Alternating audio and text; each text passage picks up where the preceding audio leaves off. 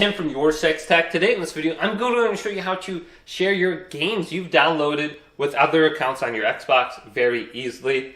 So to do this, we want to go up to the top and select Settings. Then under General, go to Personalization. Then go to My Home Xbox. And then we want to use our account that we use the most with the games and Game Pass. And we want to go to this option and make sure it's checkmarked. Make this My Home Xbox. And this says when this is your home Xbox, people can play your downloaded games without you signing in. Plus, if you have Xbox Game Pass, your whole household gets to enjoy this on the Xbox One. So you can download games on your most used account, and then all other accounts on your Xbox will be able to use them.